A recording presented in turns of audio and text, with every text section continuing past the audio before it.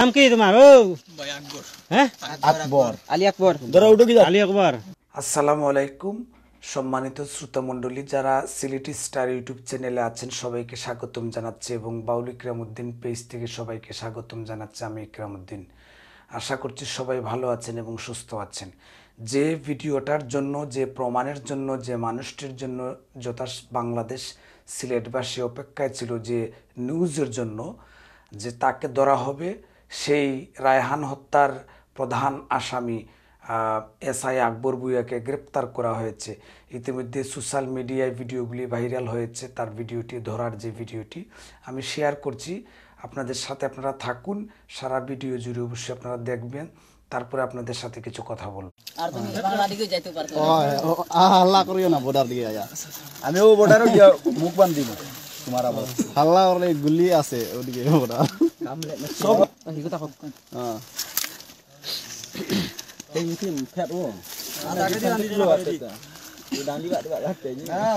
বান্ধলে বসে ভাই ভাগতো নাই যায় বাদে আমরা হইতে লাগবো জানে না তোমার হাতে আছে এখন, তোমরা হাতে আছে বিশ্বমনার রেকর্ড আছে।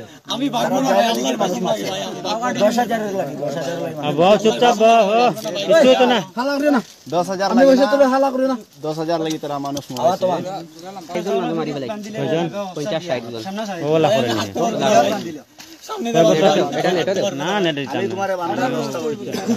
নেট খিলা লাগি সারতাম নেট সারা কোন দরকার ও সব দিয়া আমি দিতে দিয়া আর জোরা দরকার নাই ও হনো গেলে কি আমনে বাসি ভাই না ইনো রই বাসতে না তা খারাপ দেখ সামনে আমি হাসপাতালে পাঠাইছি। তুমি মারবার অধিকার হইলে আমি মারি নাই ভাই কুরকু ভাই ওই যা ও ফুয়া দেখো মারছো কোন ওই ও যে রাহান হত্যার ও রাহান হত্যার নেটো ছাড়িয়া দিছে যে আমি কয় ফাউরি লাইছি ভুলি গেছে। নাম কিটা? ওই নাম কি তোমার? ও ভাই আকবর। হ্যাঁ আকবর, আলী আকবর। ধরো উঠো কি আলী আকবর।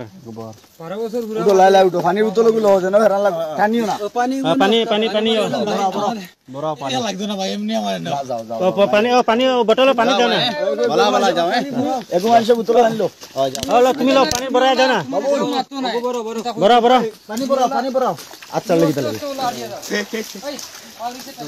এটা পুলিশ সব জানো চিলা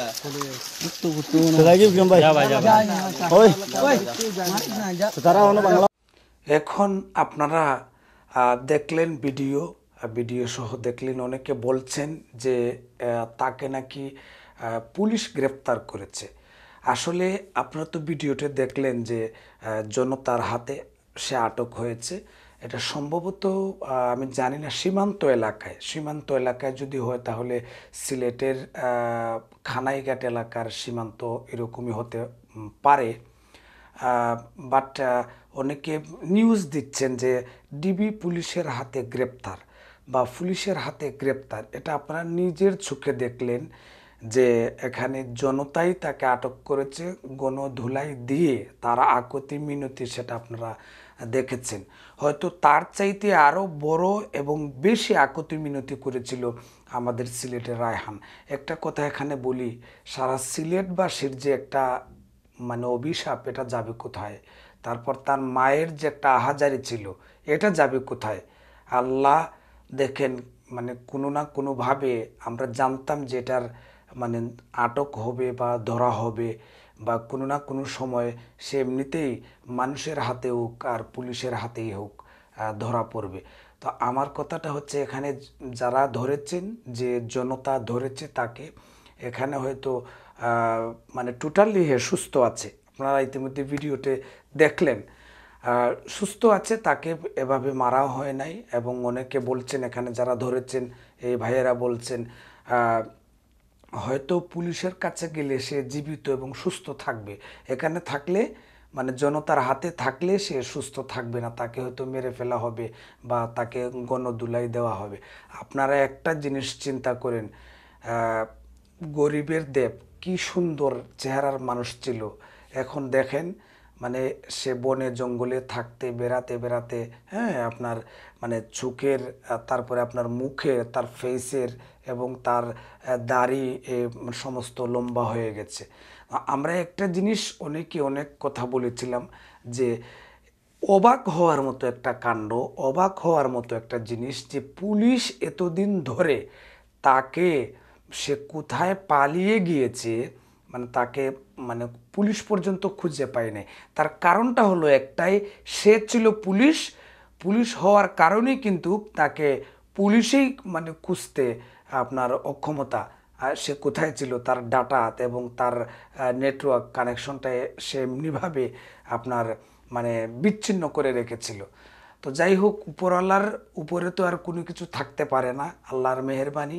এখন সে জনতার হাতে আটক, সারা সোশ্যাল মিডিয়ায় এটা ভাইরাল হয়ে গেছে। বাদ বাকি ইচ্ছে হচ্ছে সরকারের এবং প্রশাসনের, সামনের দিকে কোথায় এই মামলাটা যায় এবং এই আসামিকে কি করা হয়, এটা আমরা অবশ্যই দেখার বিষয়। যারা এই ভিডিওটি দেখলেন, অবশ্যই আপনাদের ভালো লাগলে আপনারা শেয়ার করতে পারেন। ভালো থাকুন, সুস্থ থাকুন। আপনাদের জন্য রইল দোয়া, আমার জন্য দোয়া করবেন, কারণ আমি তেমন একটা সুস্থ না, আমার চোখে প্রবলেম, 2-3 মাস ধরেই এটা সমস্যা হচ্ছে, যার জন্য আমি ভিডিওগুলো তৈরি করতে পারছি না। আর দ্বিতীয়ত হচ্ছে আমাদের লন্ডনে লকডাউন, আর লকডাউন অবস্থায় কোথাও যাওয়া যায় না, ভিডিও করা যায় না, কোনো গান মিউজিক ভিডিও কোনো কিছুই করা যাচ্ছে না। ধন্যবাদ সবাইকে, ভালো থাকুন, সুস্থ থাকুন। আসসালামু আলাইকুম ওয়া রাহমাতুল্লাহ।